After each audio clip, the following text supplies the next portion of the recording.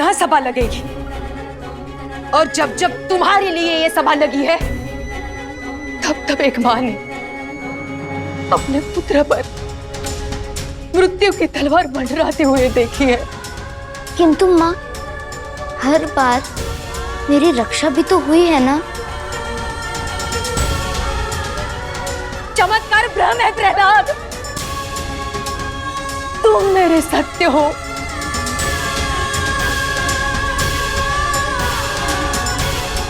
तुम तुम्हारे पिताश्री को नहीं जानते। वो अपना वर्चस्व दिखाने के लिए कुछ भी कर सकते हैं। तुम्हारे पास कल तक का समय है। कल प्रातःकाल तक इसी सभा भवन में रहोगे, और तुम सोच समझ कर निर्णय लोगे।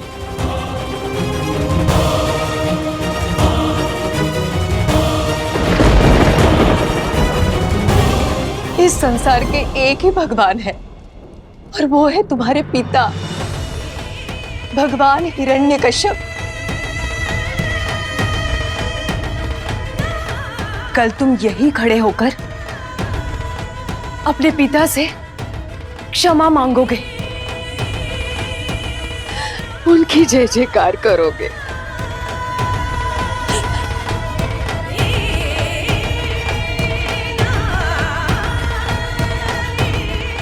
माता,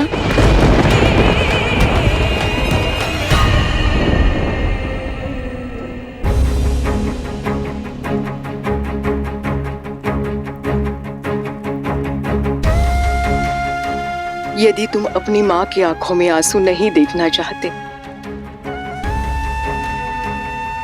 तो तुम वही करोगे जो तुम्हारे पिताश्री चाहते।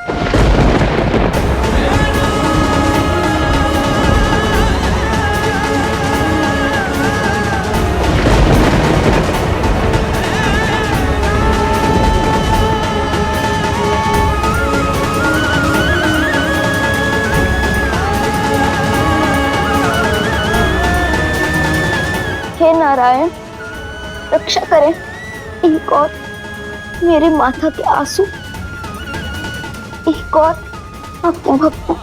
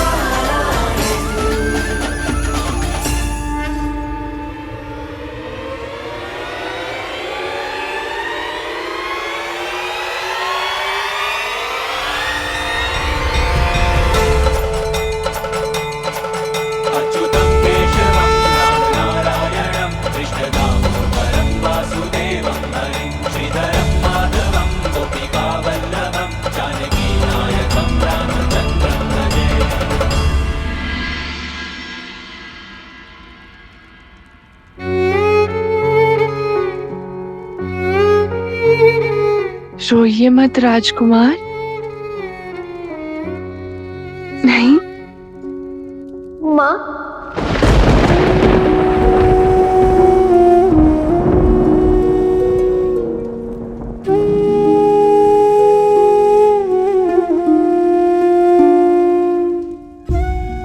माँ ने आप दोनों को भेजा है ना।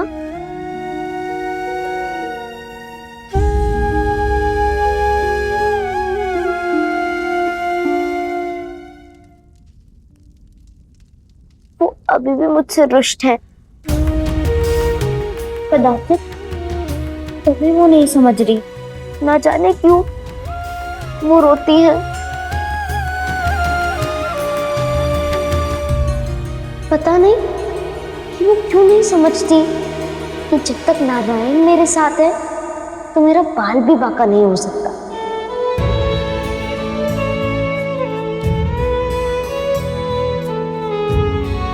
आप ही बताइए, मेरी माँ तो समझेंगी ना? जब नारायण पर तुम्हारा विश्वास इतना अटूट है तो इतनी सोच, इतनी शंका क्यों राजकुमार? असुर गुरु शुक्राचार्य के साथ भ्रमण करके थक गए होगे ना प्रहलाद? तनिक विश्राम कर लो।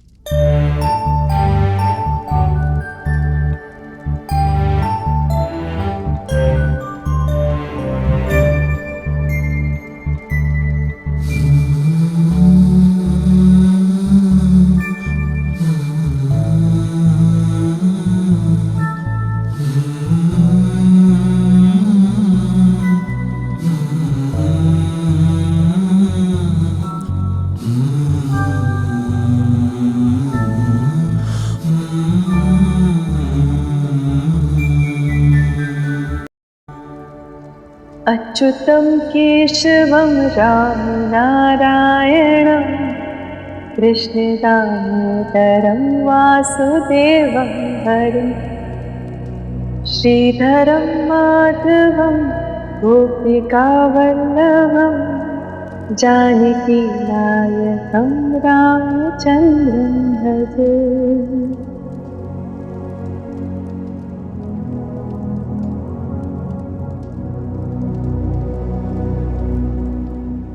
अद्भुत होता है भक्त और भगवान का संबंध। जब भक्त पीड़ा में होता है तो भगवान स्वयं आ ही जाते हैं।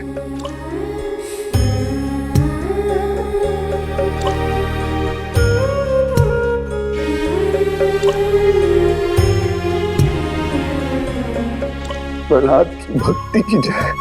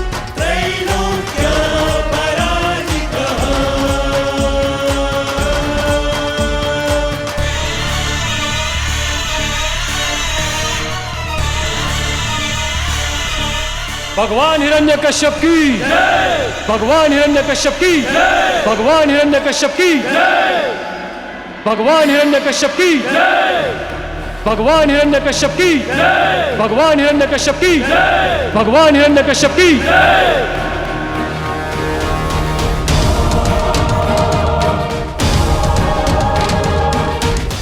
कल तुम यही खड़े होकर अपने पिता से क्षमा मांगोगे, उन्हें अपना भगवान स्वीकारोगे और उनकी जय जयकार करोगे।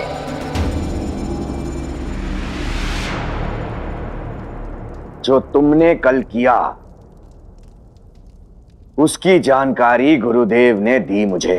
आप नमो नारायण का जाप कीजिए, वह आपकी पुकार अवश्य सुनेंगे। किंतु तुम्हारी माता ने बताया कि सारी रात तुम्हें अपनी भूल पर विचार करने का अवसर दिया गया ताकि एक अंतिम बार सोच समझकर तुम सही निर्णय ले सको।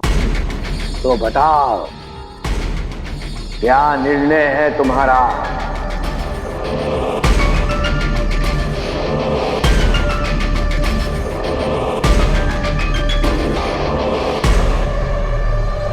बोलो पुत्र, बोलो, बोलो कि भगवान हिरण्यकश्यप की जय हो और आ जाओ मेरे पास। हम तुमसे बहुत प्रेम करते हैं प्रहलाद। प्रेम तो मैं भी करता हूं आपसे, पिताश्री से।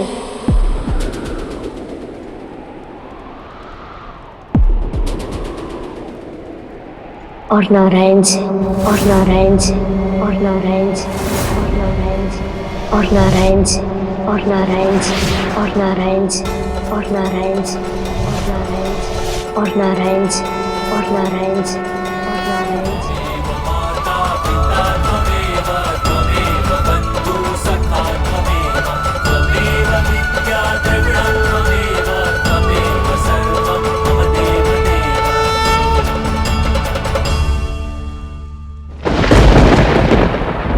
आपके प्रेम को पाने के लिए मैं नारायण का प्रेम नहीं नकार सकता।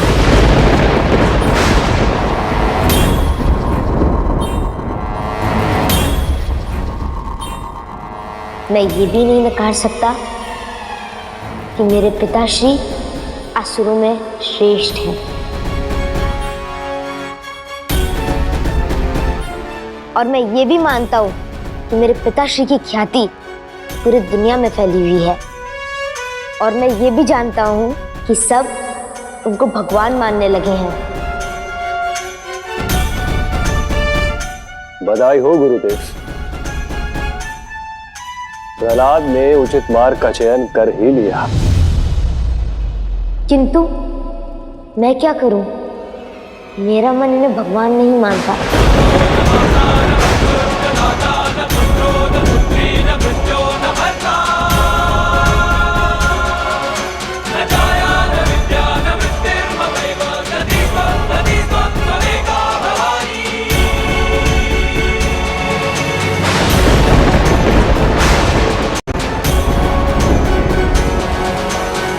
कल की घटना ले लेते हैं। जब उस बच्ची पर संकट आया तो सबने पिताश्री का नाम लिया, किंतु वो तो सो रहे थे। हे प्रभु, हे हिरण्यकश्यप, हे भगवान रक्षा कीजिए। फिर भगवान आए और उन्होंने उसको बचाया। वो कौन थे? वो मेरे नारायण थे।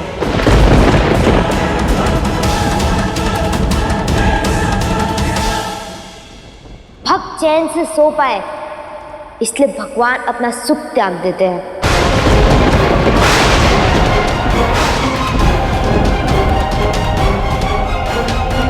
चैन से सोते नहीं है। मौन हो जाओ प्रहलाद, मौन हो जाओ प्रहलाद, मौन हो जाओ प्रहलाद।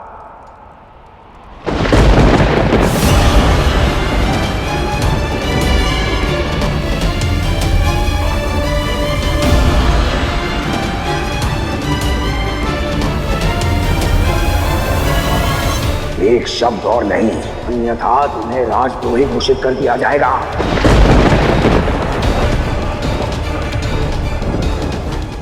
आज इस सभा ने प्रहलाद को सुन लिया। अब ये सभा मेरा निर्णय सुनेगी।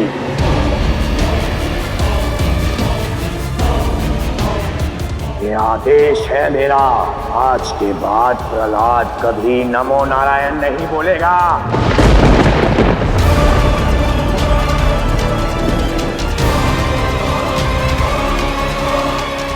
इन शब्दों पर प्रतिबंध लगाया जाता है। किंतु पिताश्री, मैं नमो नारायण का जाप आपके विरुद्ध में नहीं करता, अपने भगवान के प्रति समर्पण भाव से करता हूँ। यदि फिर भी आप इसको राजद्रोह मानते हैं तो मैं ये राजद्रोह बार बार करूंगा। मैं नमो नारायण का जाप करूंगा। मुख से नहीं तो मन से। पिताश्री, आप मेरे प्राण छीन सकते हैं, भक्ति नहीं।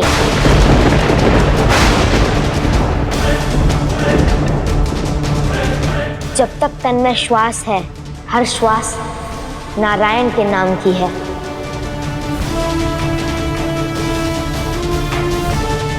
उनका नाम मेरे श्वास के साथ ही जाएगा। बेड़ियों में बांधो इसे, बांधो इसे, बांधो इसे, बांधो इसे।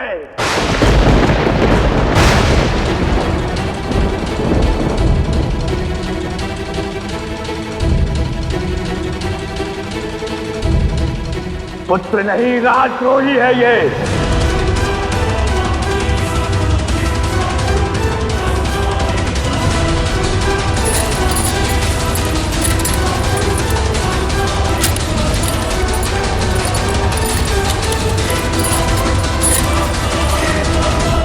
नारायण, हिरण्यकश्यप का दुस्साहस बढ़ रहा है। हमें इसे रोकना होगा, इसका अंत करना होगा। होगा देवी, इसका अंत भी निश्चित होगा।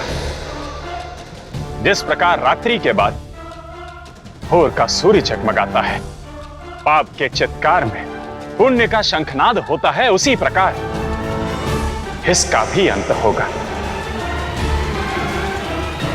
दंडनायक, दंड संहिता लाई जाए और उससे इस राजद्रोही को उसका उपयुक्त दंड सुनाया जाए। जी भगवान हिरण्यकश्यप।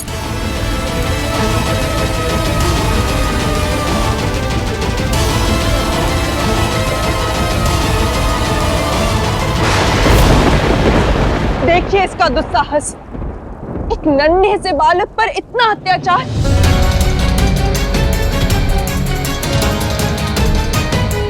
आप त्रिदेव मिलकर अभी इसी क्षण इसका संहार क्यों नहीं करते?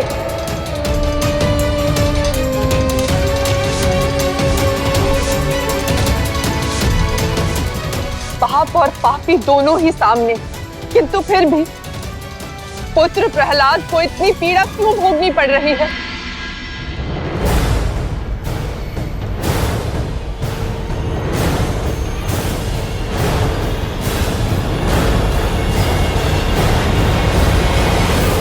क्योंकि पापी के पाप का घड़ा अभी भरा नहीं है देवी।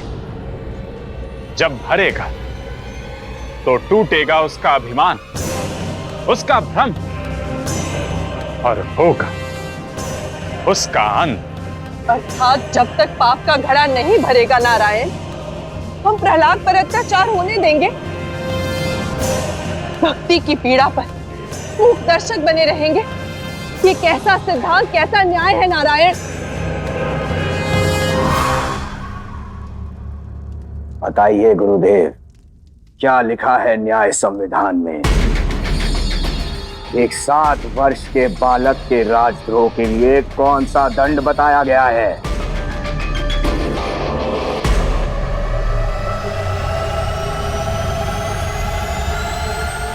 मृत्यु। नहीं, ऐसा नहीं हो सकता। हम इस दुष्ट हिरण्यकश्यप का अंत क्यों नहीं कर सकते? क्योंकि हमारा कर्तव्य जीवन देना है, तो उसका अंत करना नहीं देवी। और न्याय, धर्म की स्थापना, उसका क्या नारायण? न्याय अवसर देना है देवी, क्योंकि हमारा उद्देश्य पाप का अंत है देवी, पापी का नहीं। बहुत बड़े ज्ञानी हो ना तुम गुरुदेव। लो स्वयं पढ़ो इसे। एक राजा बाध्य है राजद्रोही को मृत्यु दंड देने के लिए। इसलिए हम अंतिम क्षण तक अवसर देते हैं, ताकि अधर्मी सदाचार अपनाए, सुमार्ग पर लौट आए। इस समय भी हम यही प्रयास कर रहे हैं। अर्थात हिरण्यकश्यप भी सुधर सकता है? कदाचित उसे अपने पुत्र की पवित्रता, उसकी निश्चल भक्ति से वो सुमार्ग पर आ जाए। किंतु यदि ऐसा नहीं हुआ तो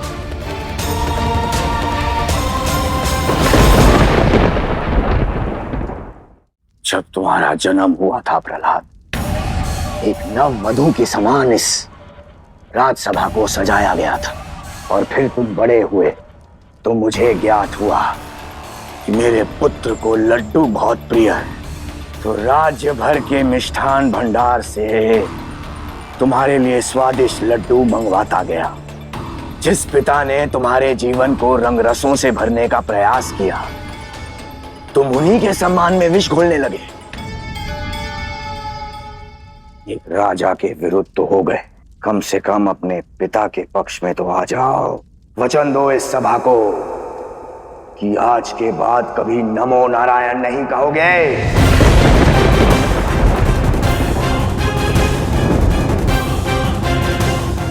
प्रेम में पक्ष नहीं, सर्वस्व समर्पण किया जाता है पिताश्री। और मैं आपसे बहुत प्रेम करता हूँ, किंतु मुझे आपकी ये बात स्वीकार नहीं है।